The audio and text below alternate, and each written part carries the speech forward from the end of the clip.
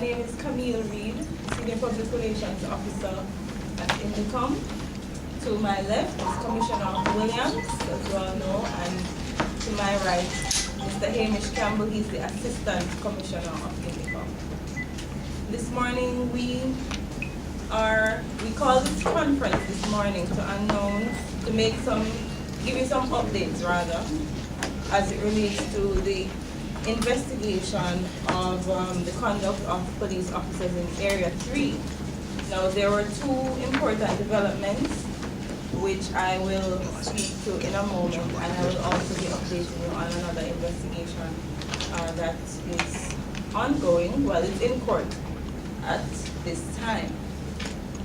The Independent Commission of Investigation continues its investigation into the conduct of the police officers in Area 3. And to this end, we wish to advise on two important developments regarding arrests, additional arrests, and incidents initially reported as homicides. In relation to this investigation, 3 police officers have been arrested and charged with murder. And this brings the total number of police officers arrested and charged in this investigation to 4. The names are as follows. Constable Collis Chucky Brown. He was charged with murder, conspiracy to murder, and wounding with intent. He was charged on January 17, and additional charges were laid on March 12 this year. The second officer, Constable Carl Buckner, he was charged with murder. Constable Jerome White, he was charged with murder. Detective Corporal Kevin Adams, he was charged with murder.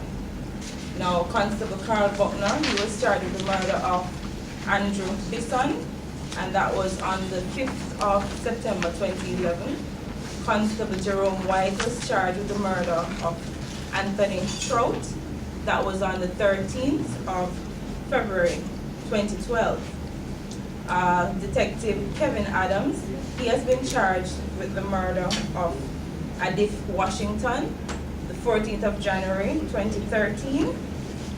The murder of Andrew Bison, the 5th of September 2012. The murder of Sylvester Gallimore, May 5, 2011.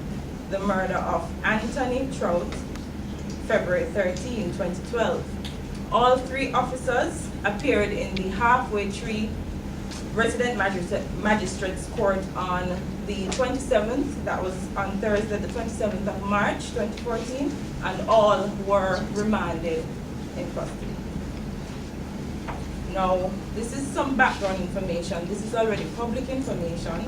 On the 17th of January 2014, the Commission reported the arrest of Constable Collis Chucky Brown, and he was charged, as I said, with murder, conspiracy to murder, and we also announced that the Maypen police station was searched and weapons were recovered.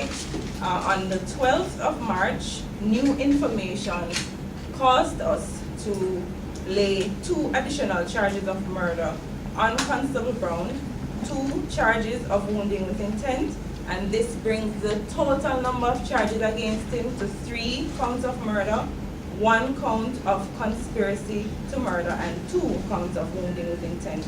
And he also was charged for 3 murders. The murder of Robert Gotti Dawkins, January 10, 2009.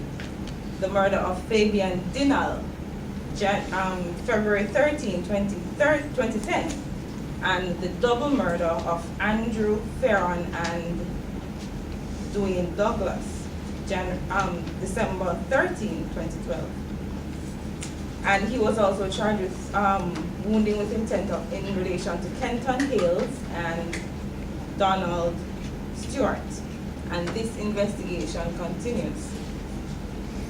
We now move along to the second part of why this press conference was called.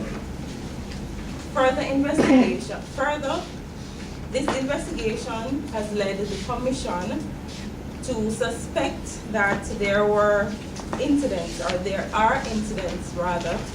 that were first reported and believed to be homicides involving civilians and gunmen, but were later found to be police-related incidents, police-involved fatalities rather. And to this end, the Commission is seeking the assistance of the public. And in a few seconds, I'm going to read the names. I have a list here of 8 incidents that resulted in the death of 9 civilians. And all these incidents were first reported as homicides, and we now have reason to believe that they are actually police-involved fatalities. You have the list in front of you, so I'm just going to read the names out. Kirk, we don't know his last name, but his name is Kirk. This happened at Rexbury Road, Maypen, Clarendon. Demoy Gotti Dawkins, Palmer's Cross, Main Road, Clarendon. Ricardo Williams, Comfort Road. Odale Planter, Comfort Road. Sidane Nelson, Main Street and Allen Street, Maypen, Clarendon. Adif Washington, Milk River and Maypen Hospital, Clarendon. And please note that this incident, it happened in 2 parts. Mr. Washington was shot in Milk River, the Milk River area. He was later taken to the Maypen Hospital, and while undergoing treatment, he was shot by masked men and shortly after pronounced dead. Number 7, Damien. We don't know his last name. This happened at Jack Monday Bar, Denby Crescent, Clarendon. Romario Rumi Brian. This happened at Havana Heights Racetrack, Maypen, Clarendon. And number 9, Tony Tuffy Donaldson. This happened at Tony Tuff Bar, 4 Parks, Clarendon. All these investigations are ongoing, and the Commission is appealing to anyone with information relating to any of these incidents or any other incidents to contact our head office, contact any of our offices. The head office number 968-8875. They can call our cell numbers 878-0167. The toll-free lines 1-888-991-5555. Another toll-free line 1-888-935-5550.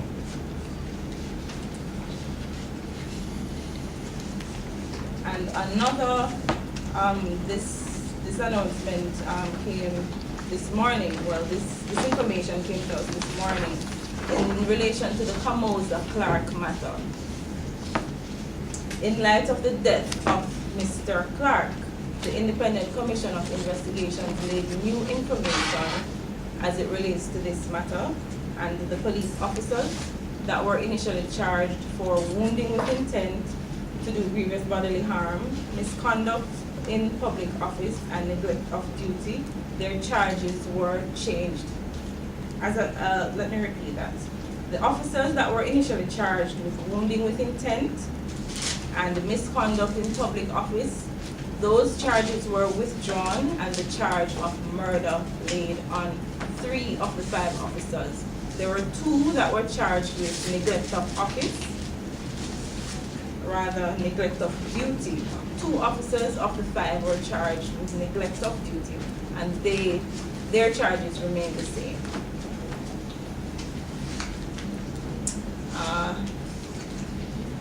And this is the end of the announcements and the updates that we're giving, and I'm now opening the floors to questions from the floor. Ron Powell, RJR, TVJ. In relation to the Camosa Clark issue, we, up to recent times, we were told that of the 2 persons who you say their charge remain neglect of duties, 1 was missing. Any word on that in the video? There were 5 officers involved. 1 wasn't served. That one is Sergeant Derek Henry. He was charged with murder this morning. So he was the one who was in charge of the fight. I'm Flavio Bacchetta from Italian paper, il manifesto è Article 21. Okay, concerning the case of Adi Washington, I would like to know if you know who, I mean, he died when he was undergoing treatment. He was shot by a masked man. Which this masked man belonged to, the force or to the gunman? I mean, he was shot inside the hospital. So who you supposed to be the masked man? Was belong to the army, belong to the constabulary force, or something else? What do you think? The allegation, the fire. We are should go back on this. Okay.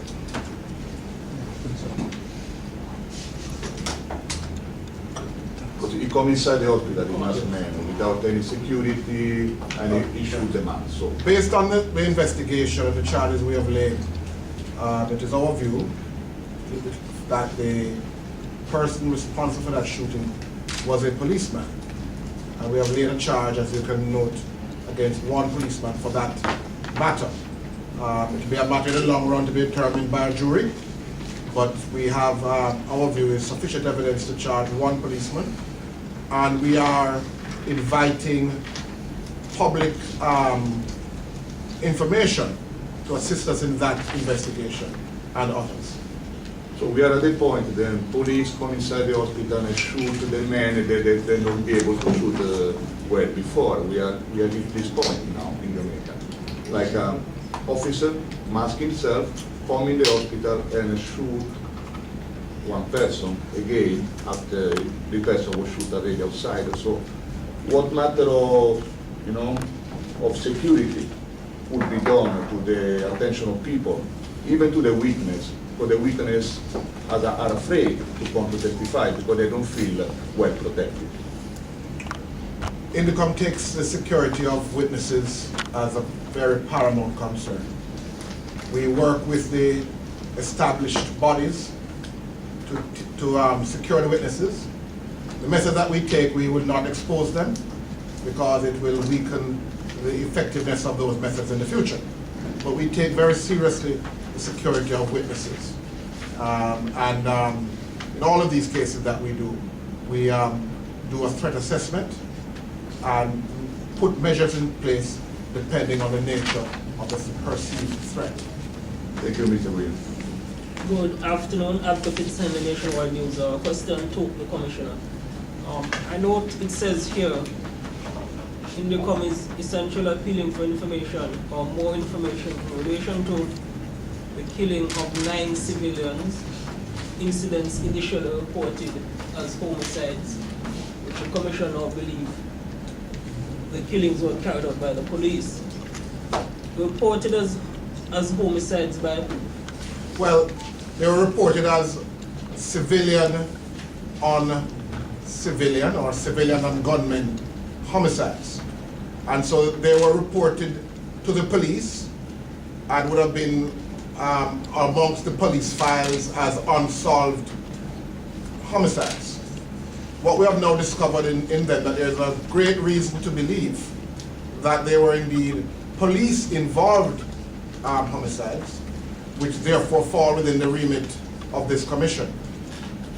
Who would have reported, I'm sorry, Paul Robbins from the Bina, who would have reported the incidents to the police as homicide?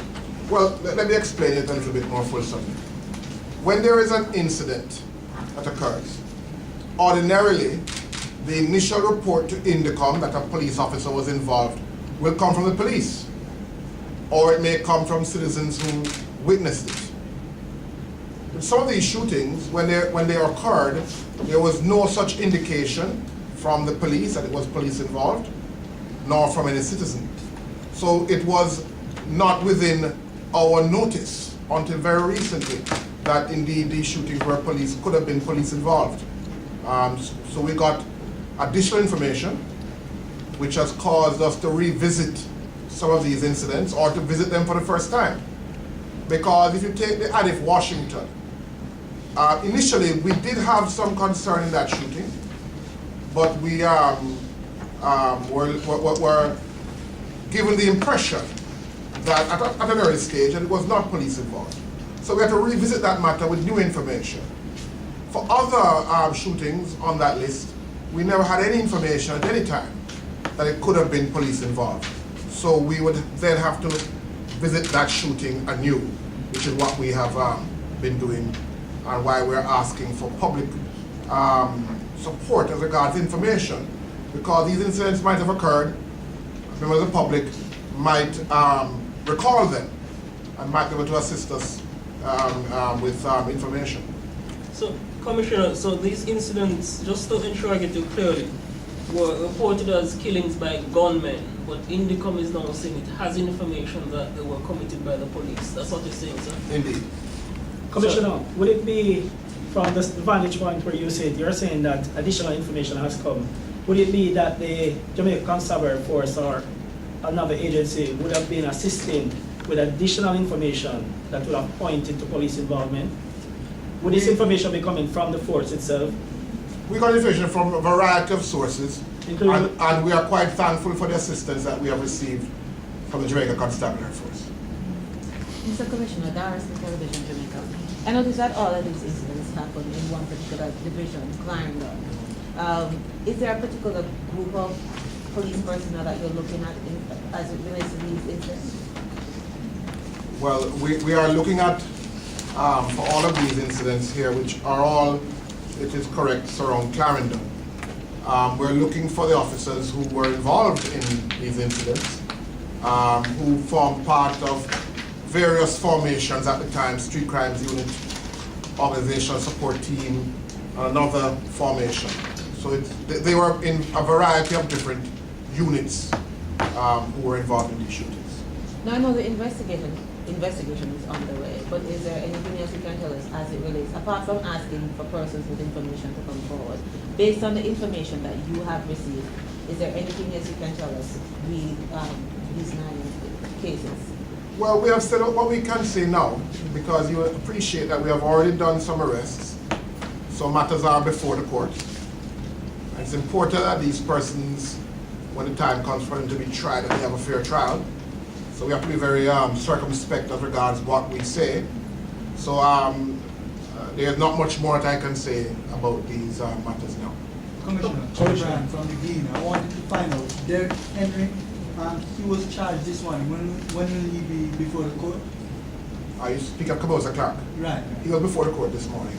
I believe he was granted bail in the sum of 600. When is he to make another appearance? I can give that information for you afterwards. Commissioner, what you are saying to us is not a normal comment, it's not normal information. You are saying to us basically that there were 9 Jamaicans killed, reported as killed by gunmen, but Indicom has information suggesting that they were carried out by the police. So therefore, I'm forced to ask you, how credible do you believe your information to be?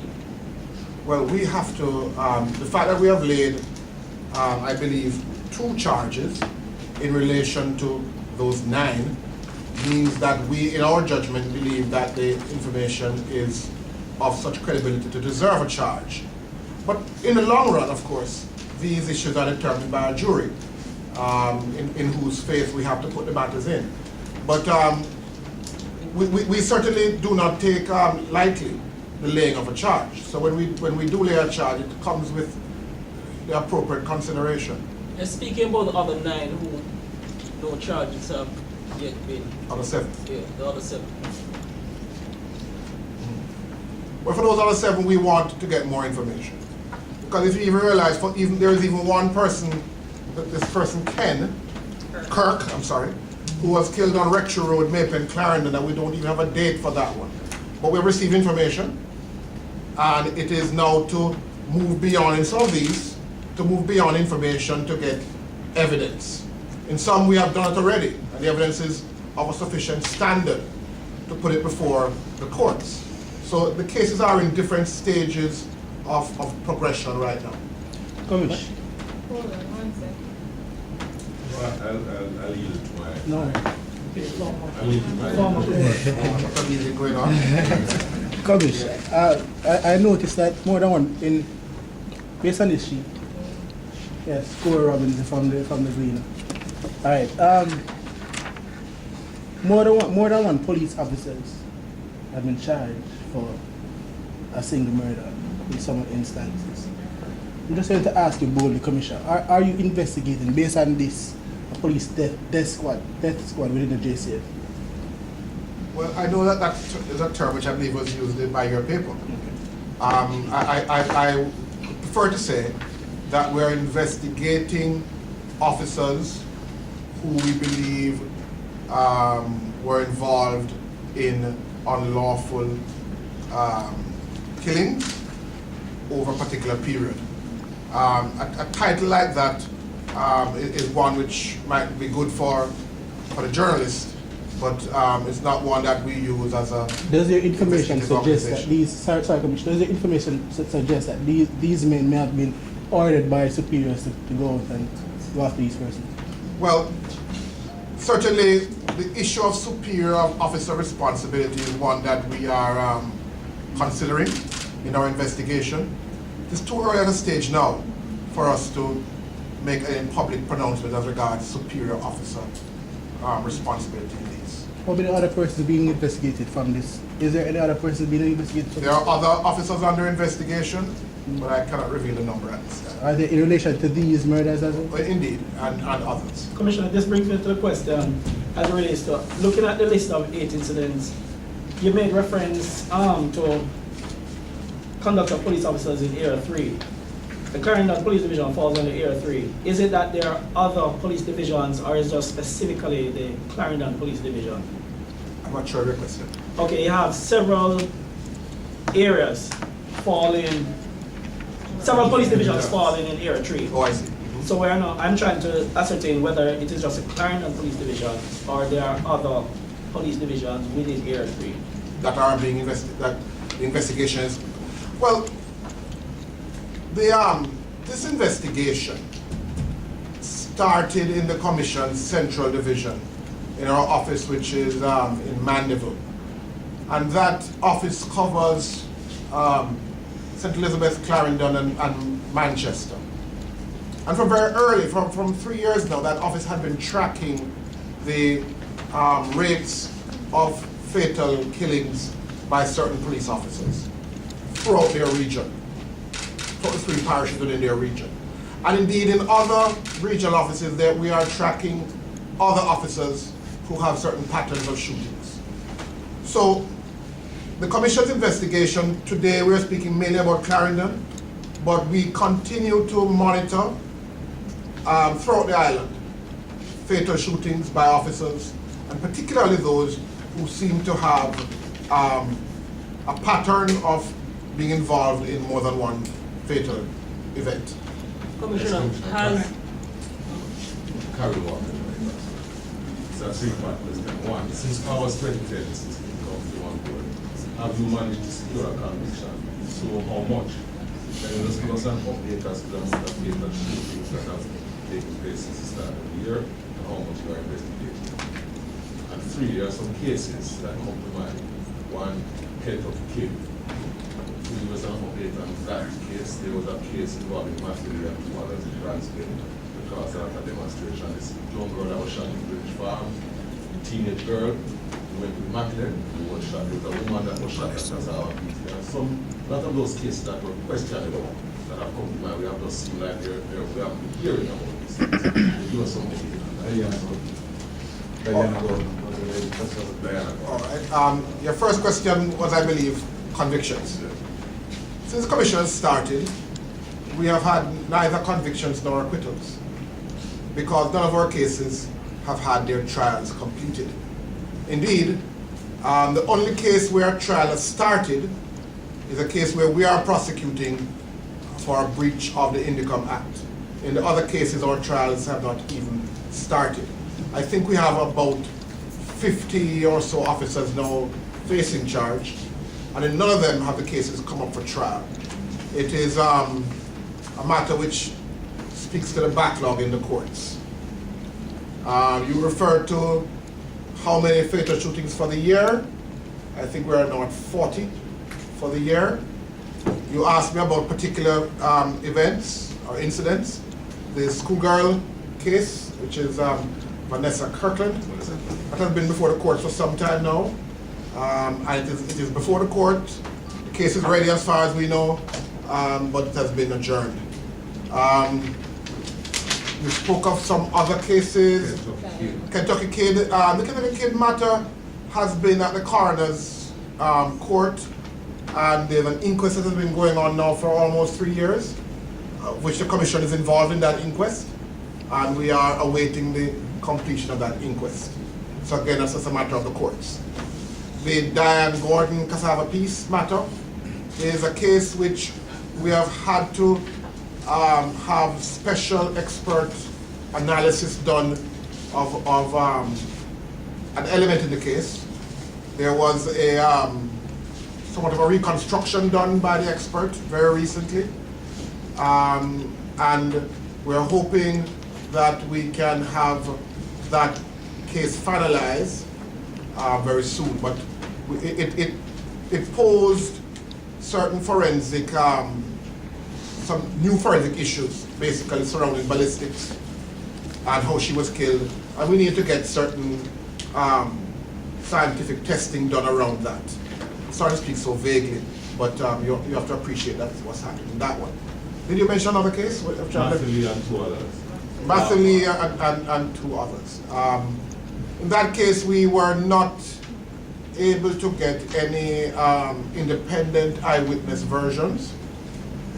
We have kept the file open in the hope that somebody will come forward and give us an independent version. All we have so far is the police version and the scientific analysis. So the case is in a stage now where we will soon have to close it, given the fact that we have not received any independent versions. Kay-Ann Larmont, since we talk about the victim, no? Kay-Ann Larmont was the pregnant lady, the one killed in St. Thomas. One of the worst cases about the police. What's happened to the case, to the officer? Somebody was shot for the murder? Kay-Ann Larmont. Okay? Yes. On St. Thomas. That case is one where we charges were laid within a week of the incident. And you may notice that the commission has been trying its best to get cases before the court where the cases are ready with sufficient dispatch. That case was brought before the court within a week of the incident. You might recall the Orange Villa shooting of Mr. Jackson earlier this year. Right. 2 weeks that case was brought before the court. And it's going back 3 years ago. It took 2 years for some of these cases to come before the court, and we're now doing it in a matter of weeks. But that case, Ms. Lamont's case, that traitor shooter, Ms. Lamont, has been before the court now, is it almost 2 years? And it has not come to trial. So the problem is not in the Indecom. Indecom, for my opinion, do a very good job. The problem is in the court. In that regard, they stop in the court, the defense most of the time get right with the judge, and they go longer and longer, and nothing happens. For some cases, they really go for years before having a verdict to stop. Well, the case are certainly delayed in the courts. Commissioner, one other question. You, sometime in the past, complained of, I'd say, not the best level of cooperation from the police. Has that improved in terms of the investigations? Or how is the police? Are they still locking you up, or are you working with the police? We are enjoying very good cooperation from the police.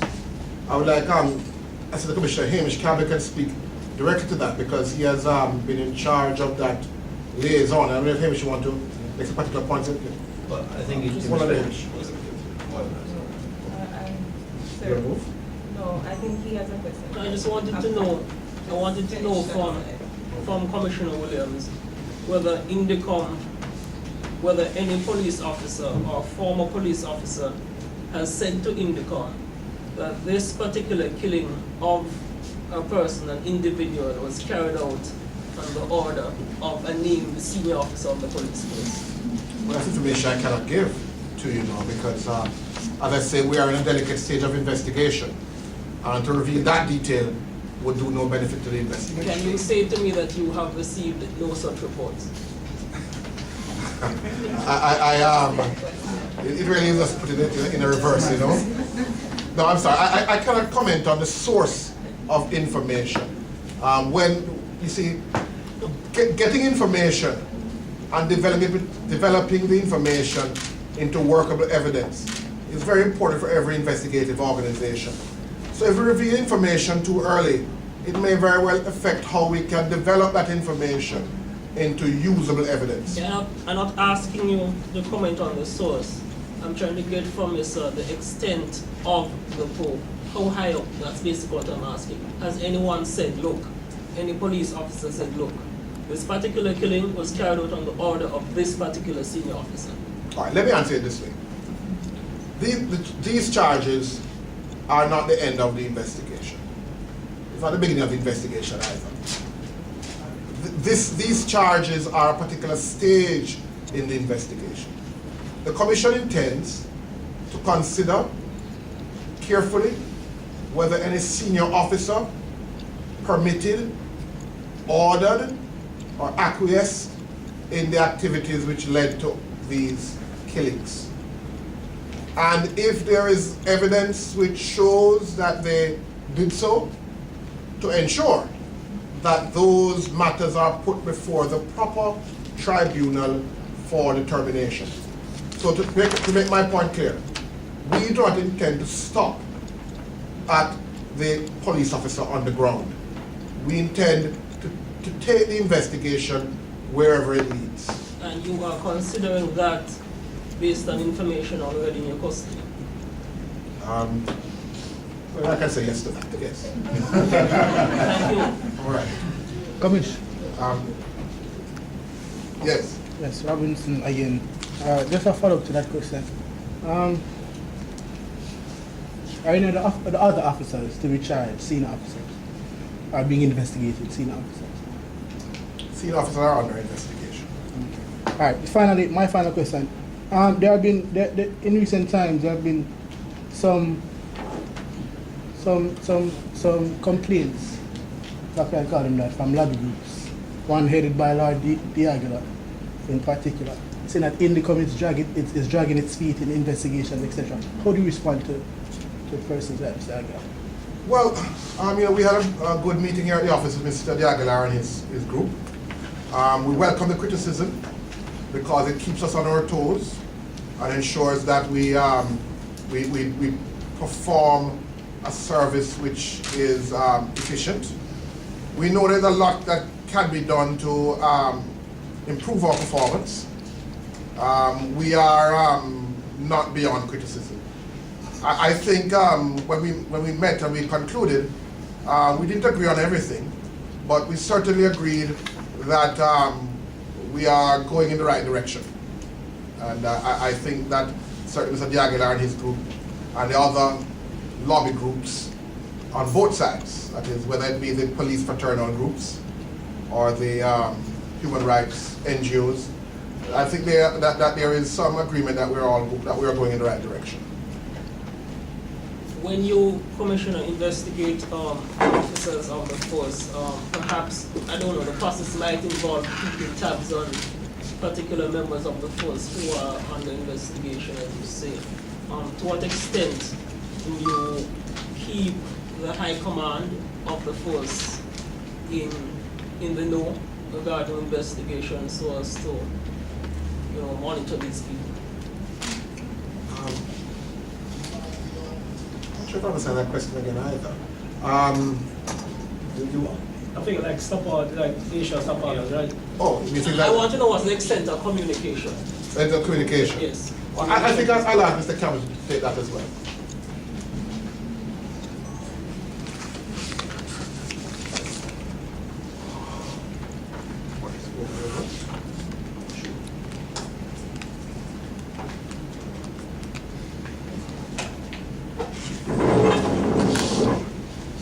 To answer the question, the extent of the cooperation with the JCF is supportive and very helpful.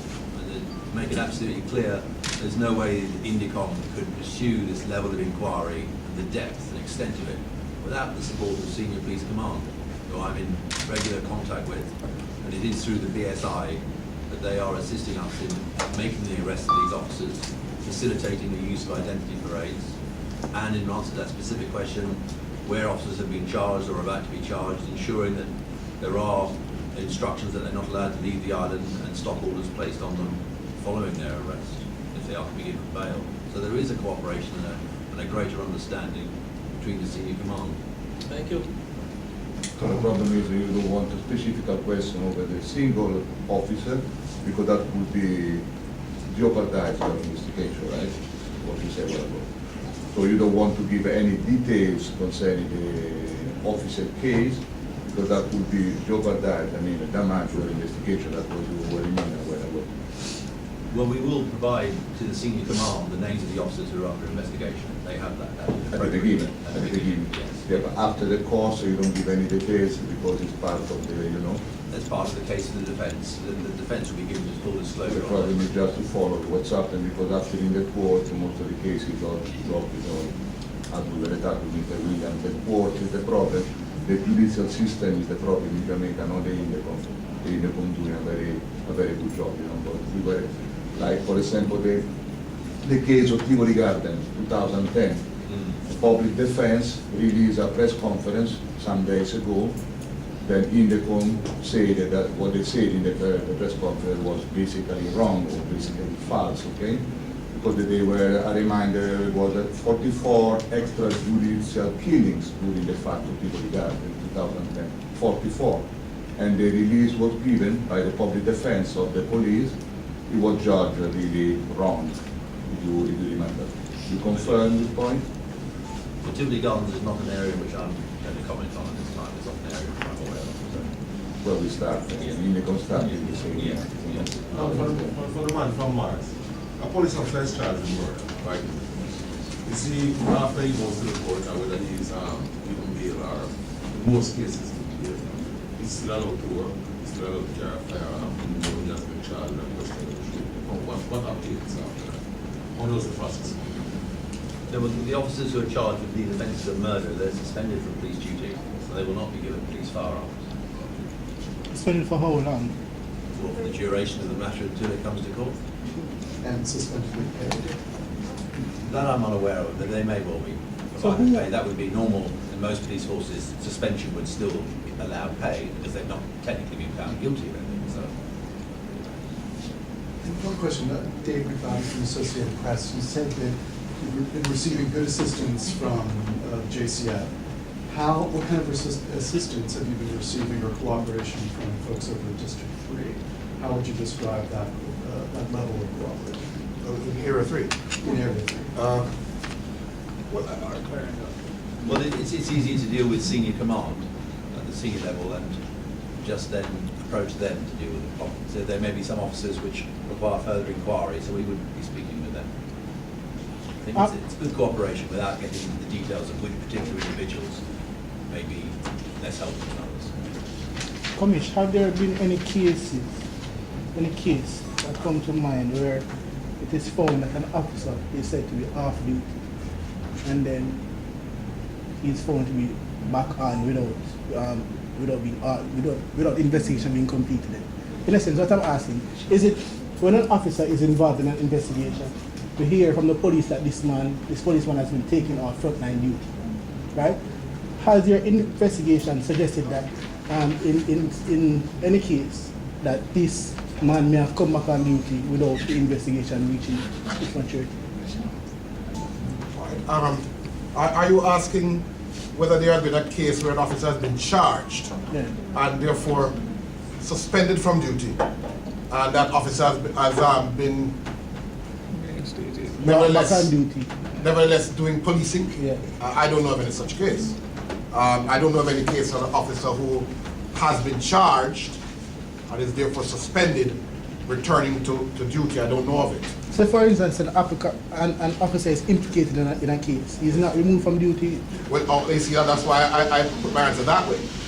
Because an issue that we have been asking the JCF to consider, it was in our last report, was to consider those situations before the person is charged and where there is a suspicion that the shooting was unjustified. That in those circumstances that the officer should not be returned to frontline duties until the suspicion is lifted. The current practice in the JCF is that he's returned to duty if the admin review process sufficiently thinks that he can be returned to duty. We think that it might be a better rule to say if there is a suspicion as regards his activities that he not be returned to duty. It's a matter we're having some discussions over or with the police concerning. Is there any communication when they are deciding the admin review process within the communication within the to say that we the admin feels that this officer can be returned to duty, but do they consult with Indicom? That's a matter that we're having discussions with right now. As it stands currently, and since Indicom started, there are no discussions. But we're having discussions about that aspect now. To be clear, we're having discussions about in the future having input from Indicom in the process. What type of reactions are getting back from the police? About where that is concerned? It's early days on that. Commissioner, there was an aspect of my question you didn't answer. You said there were 40 cases of fatal shootings since the year. How many of them are actively involved? Over that? All of them? We invested all of them, yes. You know, how much of them you seriously pursue? Are there any cases you found to be a justifiable homicide? Well, we pursue all investigations actively. Every month we issue a report saying what cases have been disposed of for that month, and those which are not proven, not substantiated, those which we have asked for charges to be laid, etc. So I would ask you to, for this month, to just await the end of month report on that. Commissioner, these 9 civilian killings reported as homicides that Indicom now suspects were perpetrated by police officers. Do you know, or is it your information that any of these 9 were reported as homicides by the official information arm of the constabulary force, the CCM, now the CCU? I don't know. And some of these are, I think the oldest one here with a date is 2009. I don't know if any of them were reported by the CCN, I do not. CCU no longer issues homicide. Thank you.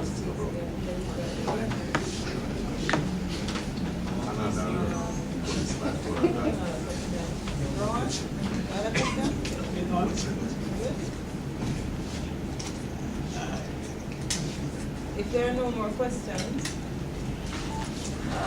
I'd like to just thank everybody for coming. No? Yes? I just wanted to know, Commissioner, the public defender had made some concerns regarding the ballistics report and the Tivoli inquiry, so-called Tivoli inquiry. You issued a press release saying it's really the public defender had something to do with the delay. Has that situation improved? We had the public defender and I had a discussion, and When was that? let me see if I can recall.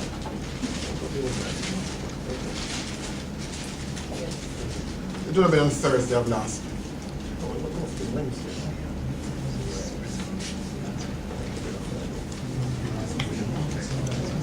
It must have been Wednesday. The public defender had a discussion. I think it was on Wednesday, and I believe that there is a determination to move forward with the matter, so that we can get the statements to prioritize the ballistic analysis. Oh, thank you. I want to clarify one issue on that though. It is being reported that I was of the view that the Commissioner of Inquiry must await the ballistics, and I never did say so. I never said so. Because it is even open for the Commissioner of Inquiry to do their own preparatory work and ensure that the ballistics is done before they go to public hearings.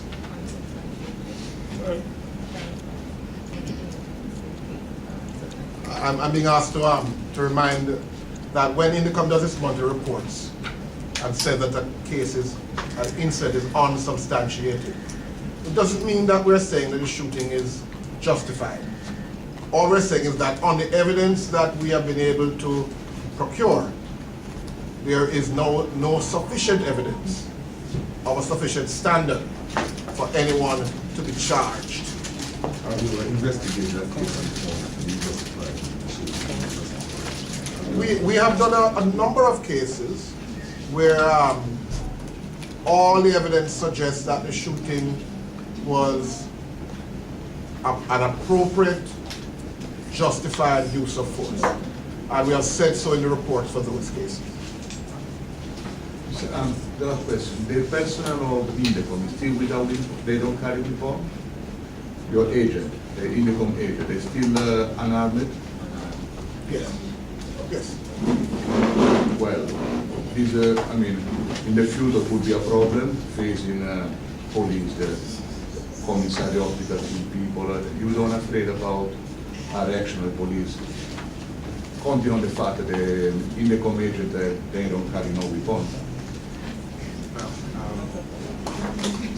Well, we believe that there are Well, with each appointed, sufficient good members of the force for there to be, we have confidence in the police force, and we believe that the public should have confidence in them.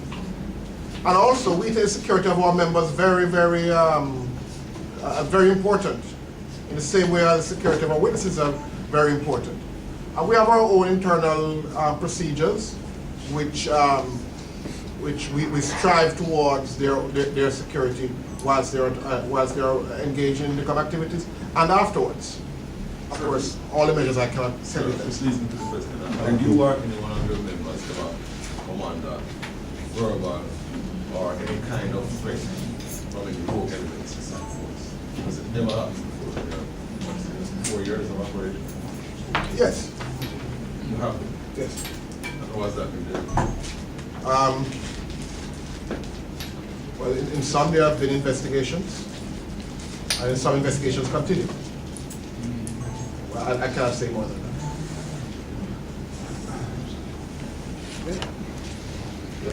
Thank you, Mr. Williams. Thank you all for coming. Nice and short.